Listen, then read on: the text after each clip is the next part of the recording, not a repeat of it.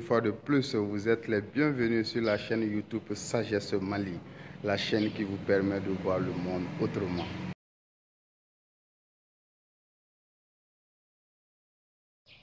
Après avoir jeté un regard critique sur l'examen du DF et du baccalauréat, aujourd'hui l'heure est venue de porter un regard critique sur l'examen du BT.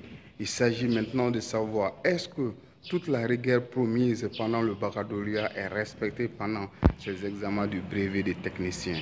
Nous allons aller à la rencontre des acteurs du monde scolaire, des candidats, pour voir comment se déroulent les examens du BT. Bonjour chers élèves. Donc vous venez de finir les épreuves du BT. Donc on a assisté aux épreuves du DF qui a été un peu chaotique. Les épreuves du baccalauréat ont enregistré un certain nombre de sérieux. Est-ce que les épreuves du BT aussi ont été aussi sérieux que ça? Est-ce qu'il y avait la rigueur pendant ces épreuves? C'était abordable. Abordable? Oui. En fait, on fait que du succès. Ça va. Tu dis? Vu les formations que nous avons suivies ici, dans cet établissement, en fait, UCHAO, on ne peut que dire, c'est un peu que donner les bons stars en fait. Parce que ici, nous avons des enseignants, vraiment. Nous avons la chance de les avoir ici. Ils sont les meilleurs, parmi les meilleurs. Et nous, vraiment, on le sent vraiment, même dans les centres, vraiment, on crée la différence là-bas. Vraiment, on les remercie vraiment. Et nous sommes satisfaits d'avoir leur formation vraiment. Et on sait que les résultats ne seront pas déçus. Ok, ça fait plaisir de le savoir. On peut dire que dans l'ensemble ça va. Dans l'ensemble ça va. Donc le sujet était un peu facile aussi. Et la surveillance? Bon, ça a été dur. Aux épreuves, on avait interdit l'usage du téléphone portable. Est-ce que c'était le même cas chez vous? Oui, c'était le même cas. Comment ça? À la porte même, on laisse le téléphone là-bas. Vous n'étiez même pas autorisé à amener les téléphones dans la cour? Non. Ni dans la salle d'examen? Même les sacs. Même dans la salle, on les sacs nous ont fouillé encore. Mais est-ce qu'il y a eu des cas de fraude? Non, il n'y a pas de fraude.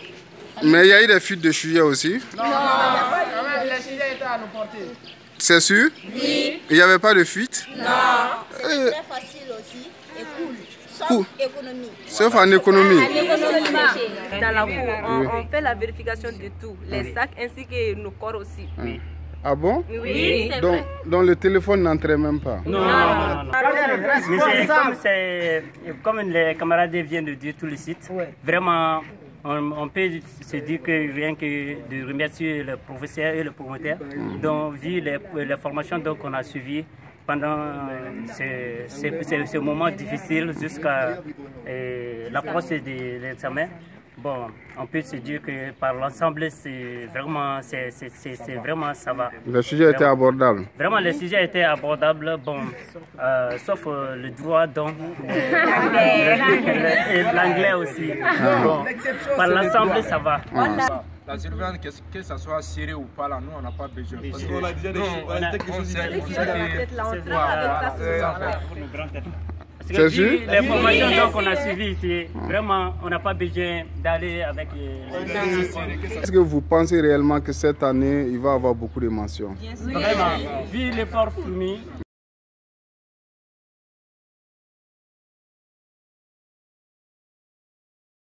Donc, aux autorités du Mali, on ne peut que les dire que cette année, l'organisation a été bien faite.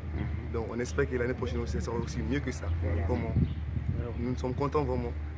Parce que, vu les pressions qui nous ont été imposées, on n'avait pas besoin de regarder par-ci, par-là. Qu'est-ce que vous allez continuer comme ça, de faire le sérieux comme ça aux examens. Ils peuvent continuer. C'est bien organisé aussi. Cette année, c'était bien organisé? Oui, c'était très bien organisé même. Il n'y a pas eu de fraude, il n'y a pas eu de sujet. Ça nous donne du courage de faire par nous-mêmes. Je pense que ça c'est nécessaire puisque vous voulez passer par là. Quand même, ça c'est mon idée. Ça c'est très bon même. La rigueur continue. Oui, que la rigueur continue. Est-ce que vous êtes sûr qu'on va faire beaucoup de mentions cette année dans les différents examens? Vous êtes sûr? En tout cas, nous vous disons bonne chance. Un appel à tous les promoteurs, à tous les directeurs d'école Et cet appel, c'est quoi? Il faut conscientiser les enfants dès les bas âges. À l'école, demandez-leur de fournir un effort personnel. De ne pas compter sur ce qui va sortir de l'extérieur. Ce qui vient de l'extérieur, là, des fois, ce ne sont pas des bons sujets. Et ces sujets-là, une fois qu'on donne aux enfants, ça enlève toute crédibilité à notre examen. Ça enlève toute crédibilité à notre système éducatif. Or, pour qu'une nation avance, il faut une bonne éducation, il faut une bonne école, il faut une bonne formation. Il faut de former des élèves, des candidats dignes de ce nom, qui pourront représenter l'État partout, qui pourront représenter le Mali, qui seront des dignes, fils bien formés dans ce pays-là. Parce que demain ou après-demain, on aura besoin de ces jeunes-là. Et c'est eux qui constituent la relève, le relais de demain. Mais si jamais on ne les forme pas, il va y avoir un problème. Et si on ne fait pas attention, tous ceux que nous sommes en train de former là, ils seront encore dirigés par ceux-là qui ont la chance d'aller étudier dans les pays extérieurs. Or, ce n'est pas notre vœu, ce n'est pas notre souhait est que tous ceux que nous formons ici, que ces gens-là soient bien formés, qu'ils soient capables de se défendre d'eux-mêmes, partout où ils iront.